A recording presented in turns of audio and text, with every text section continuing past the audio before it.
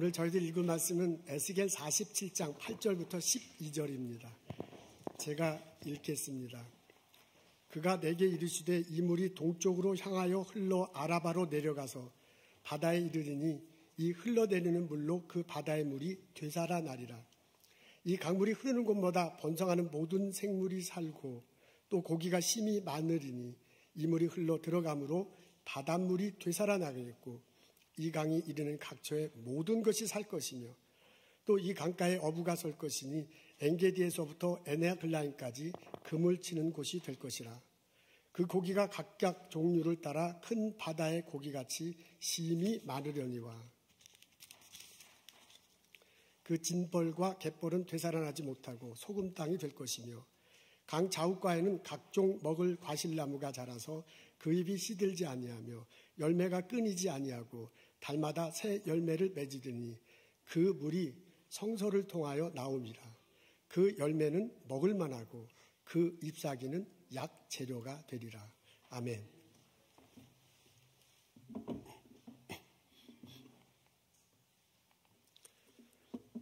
에스겔은 예루살렘 성이 무너진 그 이후에 바벨론에서 활동했던 예언자입니다. 기원전 587년에 바벨론이 예루살렘 성을 침략하여 성을 무너뜨리고 성전을 불태웁니다. 그리고 왕족과 귀족의 자제들 혹은 숭령공들, 엔지니어죠. 숭령공의 자제들을 데리고 갑니다. 그 아들들, 그 자제들을 볼모로 해서 이스라엘을 통치하려는 그런 속셈입니다. 제사장의 아들이었던 에스겔도 이때 잡혀서 바벨론에 갑니다. 바벨론에 사는 이스라엘 백성들은 비교적 평온하게 살았습니다. 그발강가 지역이라는 곳에 이렇게 몰려서 살은 듯하고요. 서로 왕래가 자유로웠고 경제 활동도 활발했던 것 같습니다. 그리고 신앙의 자유도 있었습니다. 쉽게 얘기하면 먹고 사는 데는 지장이 없었어요.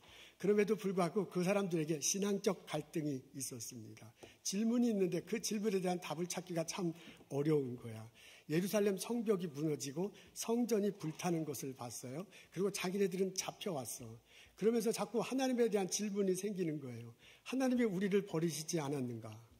성전이 우리가 그렇게 소중하게 여기는 성전이 불타 없어졌는데 우리들은 여기서 이렇게 편하게 잘 먹고 잘 살아도 되는 건가 하는 그런 신앙적 질문이 상당히 많았습니다. 그것 때문에 괴로웠습니다. 그래서 육체적으로는 살기는 괜찮았는지 모르지만 정신적으로 영적으로 갈등 가운데 있었습니다. 이런 어느 날 하나님이 에스겔에게 다가오십니다. 그리고 환상 중에 에스겔을 성전으로 데려갑니다. 에스겔이 그 성전 문 앞에 서니까 성전 문 틈에서요 물이 이렇게 스며 나오네요. 그 성전이 성전이 이제 동쪽을 향하여 있는 채로 자기는 그 앞에 섰는데 그 앞에 선 에스겔이 볼 때 왼쪽 귀퉁이에서 물이 나오고 남쪽 귀퉁이에서 물이 나오고 북쪽 귀퉁이에서 물이 나와요. 그래서 그 물이 합쳐져서 동쪽으로 흘러가는 그런 모양새입니다.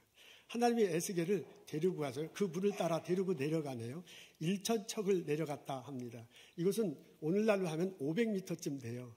그러니까 하나님이 에스겔을 500m쯤 강물을 따라 이렇게 걸어 내려가게 하더니 들어가 보라고 합니다. 그래서 가서 들어갔더니 물이 발목같이 찹니다. 그래서 그를 다시 데리고 나서 500m쯤 더 데리고 가서 들어가 보라고 합니다. 들어가니까 물이 무릎까지 찹니다. 그를 나오게 하고 다시 500m쯤 더 데려가서 강 안으로 들어가라 보니까 이제는 물이 허리까지 찼네요. 그를 나오게 하고 같이 강을 따라서 500m쯤 더 내려가서 들어가라고 하니까 이제는 물 안에 들어가서 걷기가 힘들어. 물이 너무 많아지는 거야. 그래서 막 헤엄을 쳐야만 하는 그런 때가 됐습니다. 그렇게 허우적거리고 헤엄치니까 나오라고 하시네요. 그래서 뭇가로 나올 때 보니까 놀랍게도 그 주변에 나무가 무성히 자랐다라고 이렇게 적혀져 있습니다. 이것이 에스겔 47장 1절부터 7절에 있는 내용입니다. 이것을 읽어보면 전부 동사가 과거형으로 되어 있어요. 그런 모습을 경험케 합니다. 그리고 난 다음에 하나님께서요, 에스겔에게 8절부터 12절까지 이 뜻이 무엇인지 설명해주고 그것을 예언하도록 하게 하십니다. 이 8절부터 11절까지는 미래형 동사로 나와 있어요. 그래서 하나님께서 말씀해 주시는 것이 핵심이 9절 하반절에 적혀져 있는데 이렇게 적혀져 있습니다. 우리 다 같이 읽겠습니다. 시작. 이 강이 이르는 각처에 모든 것이 살 것이다. 성전에서 나오는 물이 이 강이 되는데 그 강이 이르는 각처에 모든 장소에 있는 모든 것이 다시 살아나게 될 것이다 라고 그렇게 의미를 말씀해 주십니다. 성전에서 나오는 물이 되살아나게 하는 것, 살게 하고 되살아나게 할 것이라고 하나님께서 그 의미를 말씀해 주십니다. 물이 도착한 곳이 원래 물이 없던 곳일 수도 있습니다. 이스라엘 광야에 가면 정말 허허벌판 정도가 아니라 여기서 그냥 어떻게 살 수 있을까 할 정도로 그냥 모래하고 돌밖에 없는 것이에요. 원래 그런 곳일 수도 있습니다. 혹은 그 비가 오면 잠깐 흐르는 강일 수도 있어요. 그걸 이제 와디라고 하는데 워낙 광야 지역이다 보니까 비가 오면 쫙 물이 빠지듯이 흐르고 그 다음에 바짝 말라 있는 강이 있습니다. 그런 강일 수도 있습니다. 그런 강에 성전에서 나오는 물이 점점 많아지고 점점 깊어지고 점점 넓어지니까 그 강에 막 물이 계속 흐르는 거예요. 그리고 그 강물로 인해서 주변이 바뀌는 거지요. 물이 막 계속 흘러서 이게 생수가 나오니까 주변에 풀이 솟습니다. 그리고 나무가 서네요. 그 나무에 열매가 맺혀 그 열매를 따먹기 위해서 사람들이 모여 그리고 동물들도 있습니다. 그 나무의 잎사귀는 약초가 된다라고 그렇게 적혀져 있네요. 그런 풍성한 모습이 이 강가 주변에 형성됩니다. 또는 이렇게 생각해 볼 수도 있습니다. 그 강은 원래 물이 있었는데 그 물이 썩은 거야. 그래서 물고기들이 막 둥둥둥 죽어서 떠있는 그런 강이었을지도 모릅니다. 근데 그 강 위로 물이 막 흘러내리니까 성전에서 나오는 물이 흘러내니까 그 썩은 물이 흘러내려가는 거죠. 그러면서 물이 바뀌는 거죠. 물이 정화되고 바뀌는 거죠. 생수가 막 흘러내리니까 그 속에서 물고기들이 생겨나. 근데 그 물고기들이 얼마나 많은지 풍풍풍 뛰고요. 그 물고기 중에 너무 커가지고 야 이건 깊은 바닷속에나 있을 만한 고기인데 라고 말할 정도로 큰 물고기도 있다고 그래요. 그리고 어부들이 신나서 고기를 잡는 모습이 이렇게 막 환상 중에 보입니다. 하나님께서 이런 식으로 해설을 해줘요. 그리고 나서 하나님이 뭐라고 하냐면 12절 하반절에 보면은 왜 이런 일이 일어나는지를 말해주는데 성전에서 나오는 물 때문이다 라고 설명을 해줍니다. 그리고 하나님이 에스겔에게 권면해요. 너가 보고 경험한 것을 가서 전하거라. 이스라엘 백성들이 바벨론 포로로 잡힌 이스라엘 백성들이 이 말씀을 전해 듣고 마음에 큰 울림이 있었을 것입니다. 이스라엘 백성들은 거기서 편하게 육체적으로 편하게 살기는 했지만 영적으로 갈등을 겪고 있었어요. 그래서 죽은 것 같은 자기들 이런 심정이었었는데 성전에서 나오는 물로 인해서 썩은 물이 막 바뀌고 물고기가 바뀌는다 라는 얘기를 들 때 자기들의 영혼도 바뀌면 좋겠다는 그런 꿈 같은 것들을 꾸게 됐을 것입니다. 성전에서 나오는 물이 광야에 흘러내리면서 나무가 되고 열매를 맺히고 사람들이 그것을 따먹고 그 잎사귀를 역초로 만든다는 이야기를 듣고서요. 자신의 삶도 그렇게 풍성한 삶이 됐으면 좋겠다라는 그런 꿈을 꾸기 시작했을 것입니다. 그 꿈을 가지고 그 꿈이 믿음이 돼요. 그 믿음이 성전에 대한 새로운 비전이 돼요. 그리고 그 믿음이 새로운 삶에 대한 소망이 돼서 열심히 진실하게 살고자 하는 희망, 소망을 갖다 주었을 것입니다. 하나님은 이스라엘 백성들이 이 말씀을 듣고 믿음을 가지고 새롭게 사는 것을 보시고 그 이스라엘 백성들에게 복을 내려주십니다. 때가 되었을 때 바벨론에서 이스라엘로 돌아오게 하시죠. 그리고 성벽을 다시 세웁니다. 성전을 다시 세우게 합니다. 그리고 사람들이 그 안에서 들어와 살게 해. 성곽 주변에는요 푸른 밭이 있고 그리고 푸른 밭이 있어서 소들이 이렇게 양들이 뛰어놀지요. 그래서 지나가던 사람들이 와 놀랍도다 저 성벽이 다 무너지고 폐허 같았는데 어떻게 이렇게 다시 활성화됐는가라고 놀라면서 말할 정도로 그렇게 다시 바꾸어 주겠다 하고 그렇게 실제로 바꾸는 장면들이 예언자에 보면 압니다. 하나님께서 그렇게 은혜를 내려주시고 삶 속에 복을 내려주셨습니다. 이 말씀을 읽고서 곰곰이 생각하노라면 우리들이 떠올라 이민 1세대로 이미 보선에 살아가고 있는 나의 모습이 생각납니다. 사실 우리들은 바벨론의 포로로 잡혀 있는 것처럼 우리가 보손에 잡혀 있어서 살지는 않아. 그렇게 살지는 않지만은 그 사람들이 갖고 있던 심적인 것, 영혼의 갈증 같은 것들을 우리도 사실 많이 느끼면서 살아가고 있기 때문에 그렇습니다. 이민 생활하는 것은 참 힘듭니다. 우리가 어떤 직업을 갖고 있든 간에 남의 나라 땅에 와서 전혀 다른 말을 사용하며 산다는 것은 참으로 쉬운 일이 아닙니다.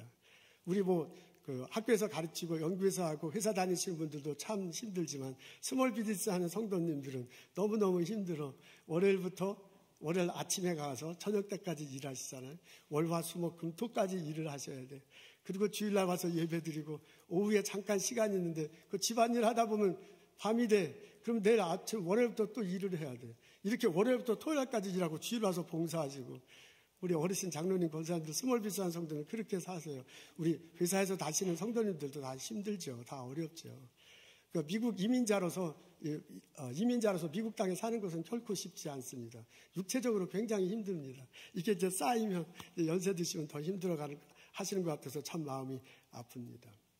이렇게 육체적으로 힘든 것 말고도 정신적으로도 상당히 쉽지 않습니다. 우리 한국에서 다 한 가닥씩 했잖아요. 그리고 이곳에 와서 이민자로 사는데 이곳에서 이민자서 와는 살면서 내가 좀 잘 살고 싶어, 떳떳하게 살고 싶어, 누가 봐도 저 사람 이민해서 성공했다는 소리를 듣고 싶어요. 그거 듣고 싶지 않은 사람이 어디 있어. 다 듣고 싶어. 그게 우리들의 마음이야. 그래서 아침부터 저녁 때까지 그렇게 발버둥 치면서 살아가. 근데 실제로 우리들의 삶의 결과는 그런 열매가 있을 수도 있지만 없을 수도 있잖아요. 나는 아침부터 저녁 때까지 발버둥 치며 일해도 내가 남들보다 잘났다는 소리까지는 안 듣더라도 남들보다 좀 뒤처진다는 소리는 안 듣고 싶은데 어떻게 뒤돌아보면 뒤처진지도 모른다는 그런 생각을 할 때도 있습니다. 아무리 연구하더라도 결과가 시원치 않을 수도 있습니다. 남과 비교하는 것처럼 자기 자신의 자존심을 깎는 것 없잖아요. 그래서 남과 비교하면 안 돼. 알면서도 자꾸 비교하게 돼. 그래서 더 우울한 삶이 우리들에게 있습니다. 자녀들하고 잘 이렇게 살고 싶지만은 아웅다웅하며 살 수도 있잖아요. 아들하고 딸들하고. 이런 것들이 우리 정신적으로 참 힘들게 합니다. 영적으로도 힘듭니다. 여러분 이렇게 살더라도 예수 믿는 내가 성경 말씀을 열심히 공부하자, 기도 열심히 하자, 하나님께 나아가 찬양 드리자라고 은혜를 누리면서 살자고 하지만은 그래서 영적 갈증이 있지만은 그 갈망 속에 하루를 살지만은 이상하게 그렇게 되기가 참 어려워. 바쁜 삶이 그렇게 해. 내가 게을러서 그럴 수도 있어. 그래서 영적으로 채워주지 못하는 것 때문에 살아가는 우리들의 모습을 볼 수 있습니다. 그래서요, 우리들에게도 꿈이 있어. 어떻게 생각하면 이 47장을 읽어보면 이게 바벨론 포로에 있는 사람만의 얘기가 아니라 나의 얘기야. 이 얘기를 이렇게 들으면서요, 우리도 내가 이렇게 보선에서 일상생활을 하면서 나무 가지에 가득 열매 맺힌 것을 누리면서 살아가는 나의 모습을 그려봐. 나도 이렇게 보선에 살아가지고요, 신앙생활하고 이미 1세대라고 비즈니스 열고요, 연구실에서 연구하고 학생들 가르치면서요, 회사 생활하면서요, 그런 나의 삶의 어촌 속에 고기가 막 뛰어노는 열매들이 있는 거야. 그러면 얼마나 좋을까 하는 로망이죠. 이민자들의 우리들의 삶 같은 것들이 우리들에게도 있습니다. 그것이 우리들의 꿈입니다. 이런 나에게 하나님이 에스겔을 통해서 권면하세요. 성전의 물을 사모하십시오. 성전의 물이 여러분을 변화시킬 것입니다. 성전의 물이 여러분의 삶의 장소에서 나무가 가득하고 열매 맺히게 할 것입니다. 성전의 물이 여러분의 삶의 어장에 고기가 뛰어놀게 하고 그 풍성함을 누리며 살게 할 것입니다.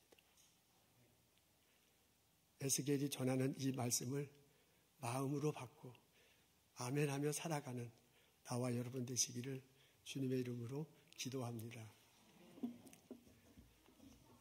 은혜는 성전에서 나오는 물은 은혜를 상징합니다. 하나님께서 성전을 통해서 우리들에게 은혜를 부어주시고 우리들의 삶을 바꾸어 주시는 것입니다. 하나님은 은혜로 우리들에게 구원을 허락하십니다. 하나님께서 예수를 이 땅에 보내셨어요. 십자가 다시고 부활하소서 하셨어요. 그분을 믿으면 누구든지 구원을 얻도록 허락하셨습니다. 이것은 하나님이 주신 선물이야. 이것은 하나님이 우리에게 베푸신 은혜야. 그래서 예수님이 이것을 물로 이렇게 표현하셨습니다. 내가 주는 물을 마시는 자는 영원히 목마르지 않으리라. 내가 주는 물은 그 속에서 영원토록 솟아나는 샘물이 되리라. 라고 그렇게 예수님이 물로 표현해줬어. 이게 물로 표현해줬지 내용은 똑같은 거예요. 우리가 예수 그리스도를 믿을 때 예수님 자체가 은혜거든요. 그것을 믿는 것 자체가 은혜를 누리는 거죠. 그러니까 십자가 다시고 부활하신 예수님을 내가 믿습니다라고 막 고백하고 그 예수님과 함께 더불어 살아가는 것이 성전에서 나오는 물을 마시면서 살아가는 겁니다. 하나님은 우리들에게 은혜를 내려주시면서 우리들의 예배를 받으십니다. 우리는 예수님을 통해서 하나님께 나아가 예배 드릴 수 있습니다. 예수 그리스도께서 피 흘려 주셨기 때문에 그 예수 그리스도의 피로 우리 마음이 새로워져 우리가 참 마음을 가져 온전한 믿음을 가지고 하나님께 나아갈 수 있습니다. 그 성전에 들어가 하나님께 나아갈 수 있습니다. 하나님은 우리들 예배를 기뻐 받으신대요. 우리가 예배를 드릴 때 우리들과 함께 하시면서 그 예배를 기뻐 받으신대요. 너무나 기뻐가지고 그 기쁨을 이기지 못하고 수간에 보면 기쁨을 이기지 못하신대요. 예배를 드릴 때 기쁨을 이기지 못하시고 사랑과 구원을 베풀어 주신대요. 그러니까 우리가 찬양하며 나아가 우리가 기도드리며 하나님께 예배 드릴 때 하나님이 우리들에게 그렇게 은혜를 주신대요. 이것을 깨닫고 이것을 진짜 믿고 은혜를 사모하면서 성전에 나와서 예배 드릴 때 하나님께서 함께 해주신다는 말씀이십니다. 우리가 예배 드리고 하나님의 은혜를 누리며 살아가는 것, 그것이 바로 성전에서 나오는 물을 마시면서 살아가는 것입니다. 하나님은 우리들에게 은혜를 내려주시면서 우리들 삶 속에 풍성한 열매를 맺히도록 하십니다. 하나님은 우리들이 삶의 현장에서 거룩한 산 제사로 살아가기를 원하셔요. 우리는 하나님 말씀을 읽고 암송하고 공부함을 통해서 하나님의 선하시고 기뻐하시고 온전한 뜻이 무엇인지 알 수 있어. 그래서 그 아는 걸 가지고 이 세대를 본받지 않고 하나님의 뜻을 분별하는 거잖아요. 로마서 12장에 분별하라고 그러잖아요. 하나님의 뜻을 분별하고 그것을 삶을 실천하면서 살아가는 거예요. 이 세대를 본받지 말고. 그렇게 될 때 하나님께서 기뻐 받으시고 우리에게 은총을 내려주신다고 합니다. 우리들 삶이 하나님이 주신 복으로 인해서 새롭게 될 것입니다. 그래서 예수님께서 말씀하시잖아요. 나는 포도나무여 너희는 가지니 저가 내 안에 내가 저 안에 있으면 많은 열매를 맺으리라 라고 그렇게 말씀하셨어요. 예수님 말씀을 붙들고 내가 삶을 살아갈 때 하나님이 내게 은혜를 주십니다. 그것이 성전에서 나오는 물을 내가 마시면서 인생을 살아가는 것입니다. 우리가 에스겔의 말씀을 읽고 에스겔의 말씀을 묵상할 때 하나님이 우리를 통해서 해주는 음성을 똑똑히 들을 수 있어요.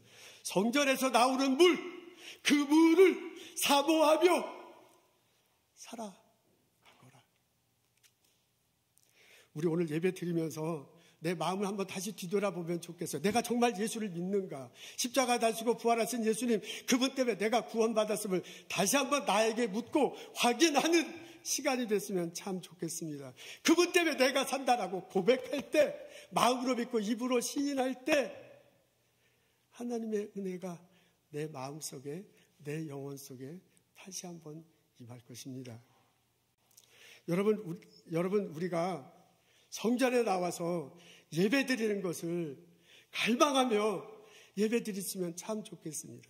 하나님이 성전에 나와서 예배 드릴 때 임재하셔서 복을 내려주신다는데 그 찬양과 예배를 기뻐 받으 시편 23편에 나오잖아요. 기뻐 받으신다는데 그걸 읽는 것만 아니라 그걸 실제로 내가 믿고요. 그걸 내가 실제로 이 앞에서 예배드리고 경험하는 갈망함을 가지고 예배 드리는 거예요. 하나님이 만나주시리라고 믿습니다. 하나님께서 은혜 주시리라고 믿습니다. 성전에 나와 예배 드리는 것 게을르지 않고 하나님께 진심으로 예배 드리는 나와 여러분 되기를 소원합니다. 여러분 주일을 성수하십시오. 예배의 자리에 나오셔서 함께 참석해 주시면 참 좋겠습니다. 이번에 우리 부흥회를 합니다. 금토일 하네요. 저희 교회 10년 만에 하는 부흥회입니다. 정말 하나님 은혜 주시고 큰맘 먹고 저희들 부응해합니다. 여러분 모두 참석해 주시면 고맙겠습니다. 우리 온라인으로 참석하신 성도님들도 현장에 나와서 예배드리면 얼마나 좋겠습니까?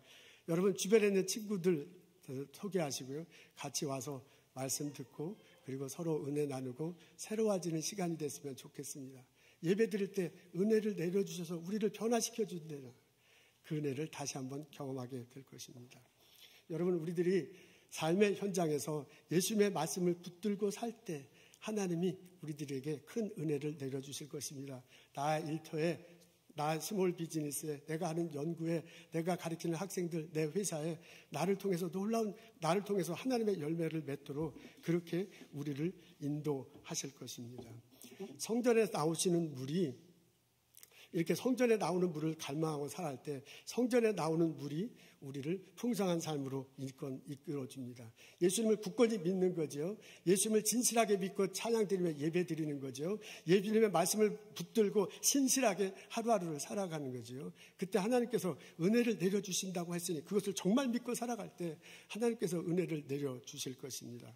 여러분 나의 삶의 자리에 나의 삶의 환경에 나무가 자라고 열매가 막 맺히는 것을 경험하게 될 것입니다.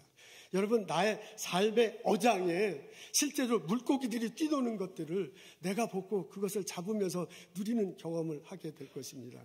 나와 함께 헤엄치며 인생의 강을 살아가는 사람들과 함께 기쁨으로 살아가는 그런 일들이 벌어지게 될 것입니다.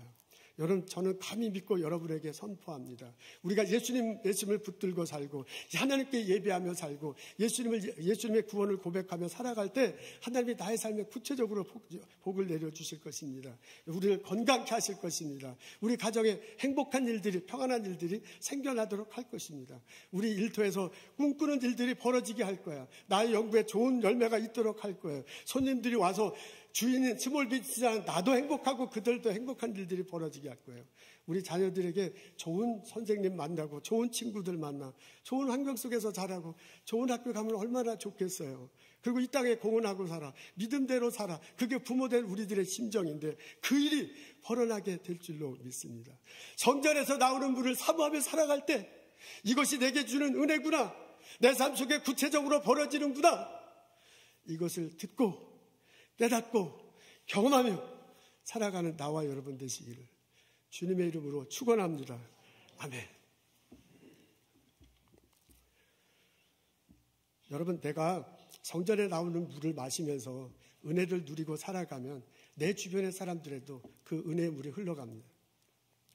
근데 내가 성전에 나와서 물을 사모하지 않고 어렵게 살아간다면 나 때문에 내 주변의 사람들도 어려울 수가 있습니다.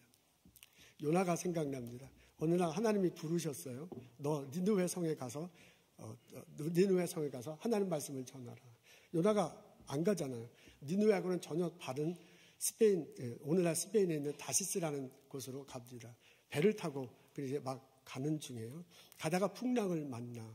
그런데 막 이 풍랑을 만나가지고 어려움을 겪습니다. 그때 성장이 풍랑을 만나서 헤쳐나가기 위해서 한 것 중에 뭐냐면 갖고 가던 짐을 버리는 거예요. 그러면 배가 가벼워지니까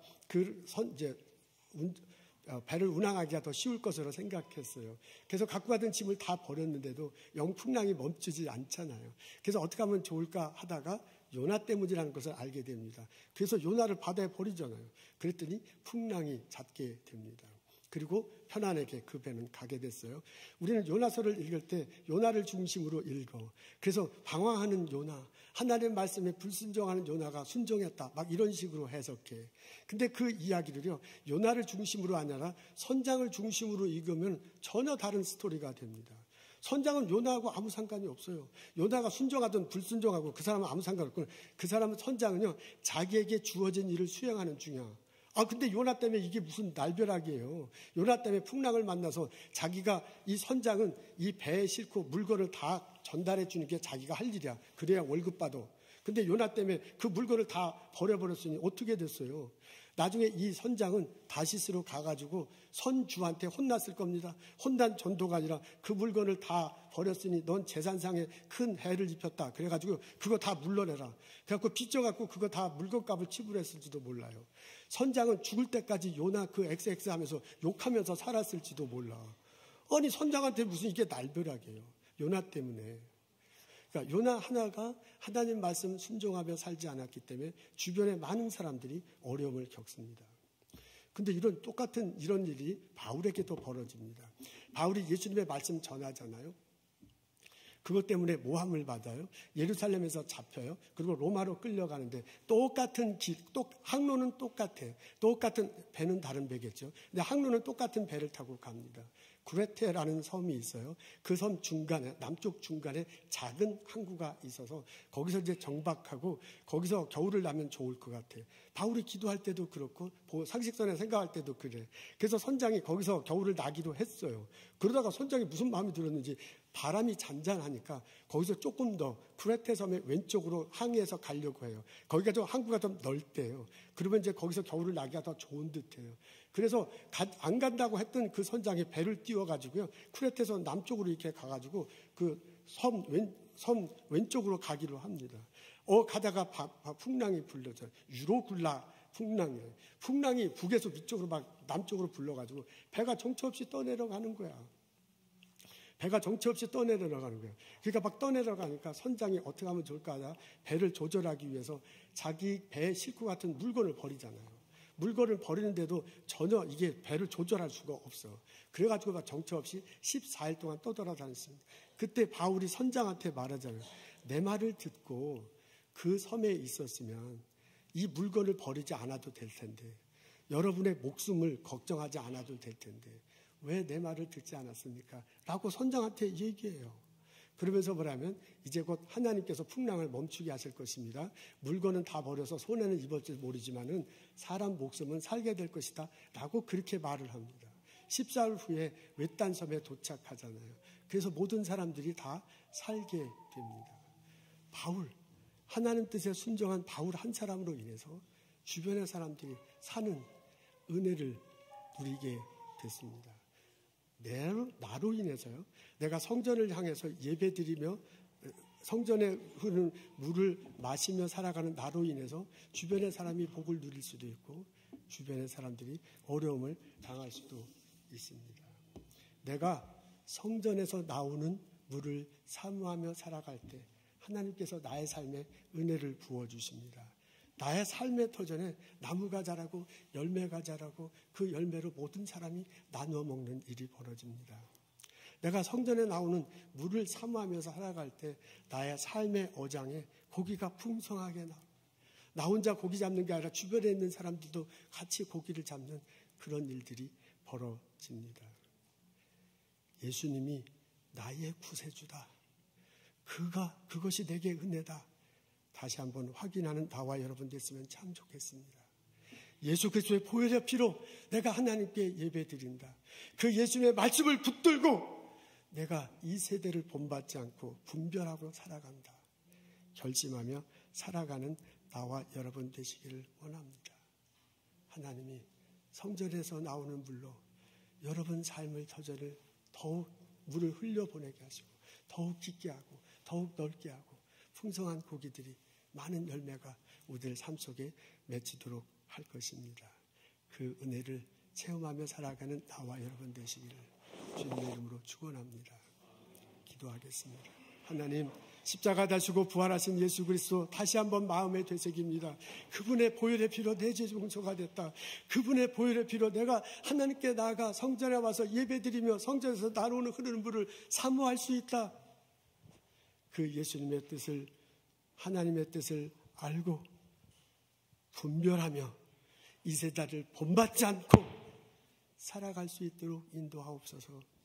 내 삶 속에서 나의 삶의 은혜의 강을 흐르게 하시고 그 속에 물고기들이 뛰어놀며 그 나무에 주렁주렁 열매 맺히는 것을 보고 누리며 살아가게 하여 주옵소서. 내가 은혜로 산다. 은혜로 살아왔다. 은혜로 살 것이다. 고백하며 살아갈 수 있도록 도와주옵소서. 예수님 이름으로 감사하며 기도합니다.